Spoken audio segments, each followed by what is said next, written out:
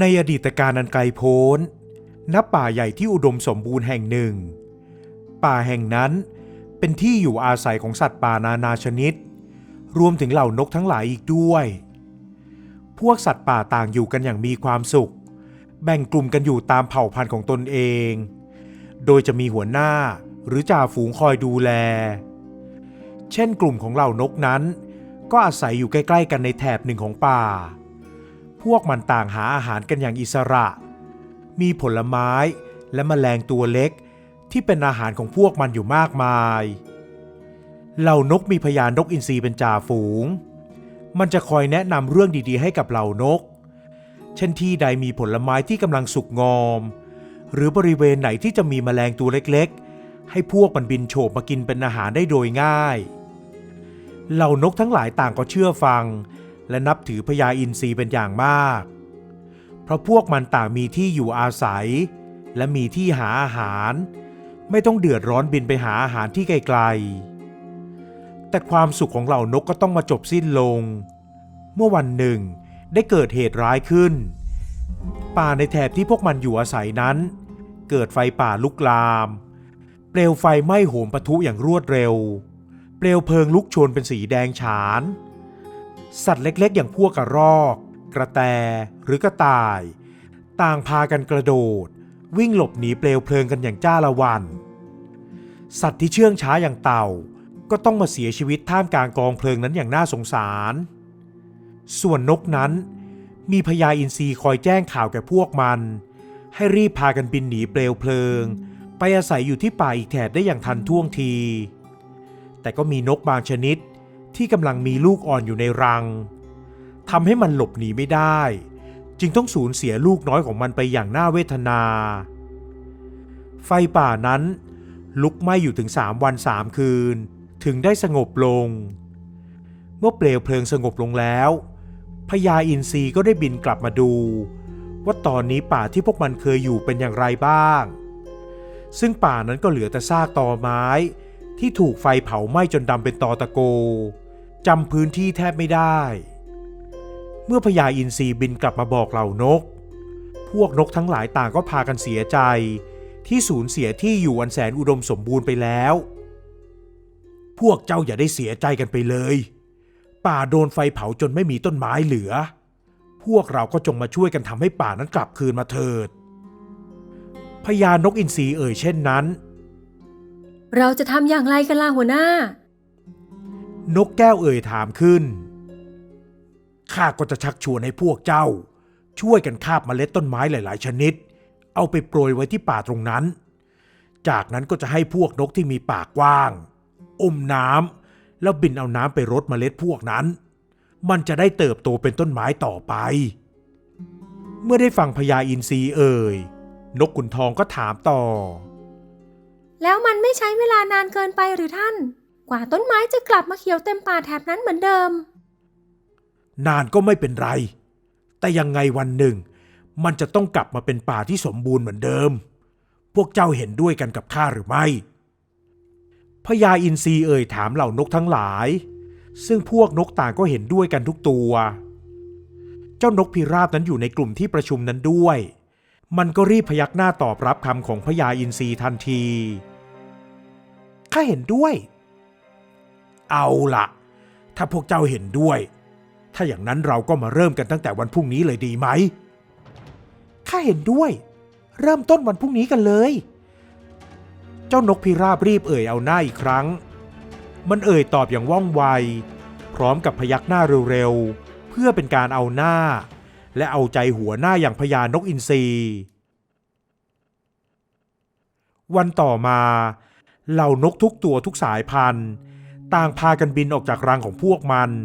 เพื่อไปเสาะหาเมล็ดพืชพันธุ์ต่างๆในป่ากันมาตัวละนิดละหน่อยจากนั้นพญาอินทรีก็บินพาพวกมันเอาเมล็ดไปโปรยยังพื้นที่ป่าที่ถูกไฟไหม้เอาเจ้าพวกนกกินหอยนกปากห่างพวกเจ้ามีปากใหญ่เจ้าจงไปที่บึงน้ำแล้วอมน้ำมารดเมล็ดต้นไม้พวกนี้ได้จ้าท่านหัวหน้าเหล่านกปากใหญ่ทั้งหลายรับคำแล้วก็รีบกางปีกออกบินไปทันที ไม่นานนักพวกมันก็นำน้ำกลับมาลดเมล็ดพันธุ์พืชทั้งหลายที่ถูกโปรยลงไปบนผืนดินในตอนที่นกทุกตัวกำลังช่วยกันทำงานอยู่นั่นเองพญาอินทรีเห็นว่าไม่มีนกพิราบรวมอยู่ในเหล่านกพวกนี้ก็คิดว่าตอนนี้มันคงบินกลับไปหาเมล็ดพืชมาเพิ่มอีกเพราะเมื่อวานท่าทางของนกพิราบนั้นดูตั้งใจที่จะช่วยปลูกป่าเป็นอย่างมากวันต่อมาเหล่านกทุกตัวก็ทำเหมือนเดิมนกตัวเล็กๆและตัวขนาดกลางก็พากันคาบเมล็ดพันธุ์พืชมาโปรยลงดินนกตัวใหญ่นกปากใหญ่ก็เอาน้ำอมใส่ปากแล้วบินมาพ่นรดลงไปบนผืนดินและวันนี้ก็เป็นอีกวันที่พญาอินทรีไม่เห็นนกพิราบจึงได้เอ่ยปากถามกับนกหลายๆตัวว่ามีใครเห็นนกพิราบหรือไม่ปรากฏว่าไม่มีนกตัวใดเห็นนกพิราบกันเลยสักตัวเจ้าลองไปดูสิว่ามันไปหลงอยู่ที่ไหนบางทีมันอาจจะบินหลงจากพวกเราก็ได้พญาอินทรีออกคำสั่งกับนกขุนทองนกขุนทองรับคำสั่งแล้วก็บินออกไปโดยบินย้อนไปดูยังบริเวณที่นกหลายๆตัวกำลังเสาะแสวงหาเมล็ดพันธุ์พืชกันอยู่แต่ก็ไม่มีนกพิราบอยู่ที่นั่นแม้จะบินไปที่บึงน้ำบริเวณที่นกตัวใหญ่ๆกำลังบินไปอมน้ำมารดเมล็ดพืชนั้นก็ยังไม่มีนกพิราบเจ้านกขุนทองเลยบินไปที่รังของนกพิราบในพุ่มไม้ใหญ่ก็พบว่านกพิราบนอนอยู่ในรังอย่างสบายใจ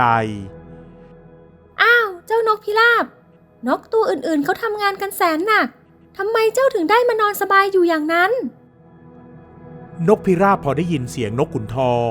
ก็ตกใจไม่คิดว่าจะมีนกตัวใดมาสังเกตเห็นว่ามันแอบอู้งานมานอนอยู่ที่รังเพราะคิดว่าในเมื่อมีนกหลายร้อยตัวอย่างนั้น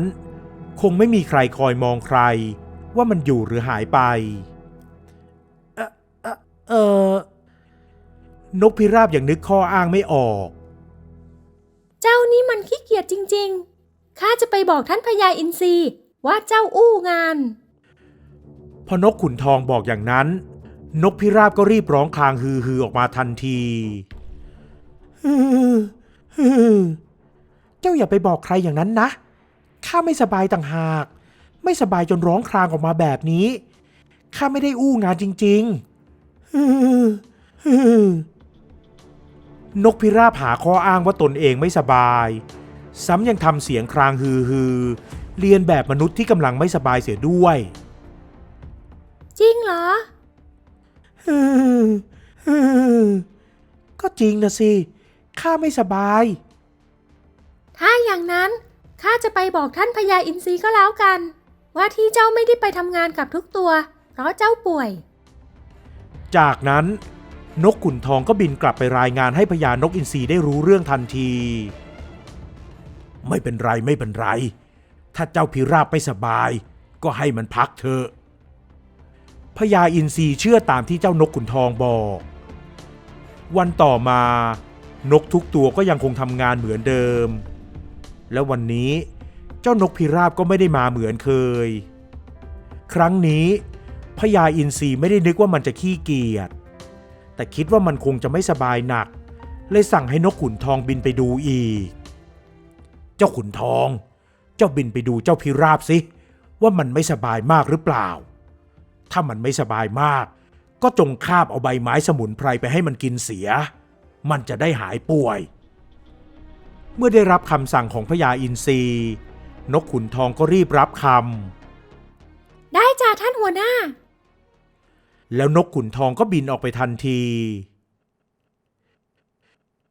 เมื่อเจ้านกขุนทองบินมาถึงรังของนกพิราบก็ร้องเรียกหาอีกฝ่ายเจ้าพิราบเจ้ายังไม่หายป่วยอีกหรือนกพิราบไม่ตอบแต่ทำเสียงครางฮือๆดังหนักกว่าวันแรกเสียอีกเจ้าขุนทองเลยคิดว่านกพิราบคงจะป่วยหนักเลยรีบบินไปเอาใบไม้สมุนไพรมาวางไว้ที่หน้ารังข้าเอาใบไม้สมุนไพรมาให้แล้วนะเจ้าจงกินเสียจะได้หายป่วยแล้วนกขุนทองก็บินกลับไปรายงานให้พญาอินทรีทราบเหมือนเดิมซึ่งพญาอินทรีก็ไม่ได้ว่าอะไร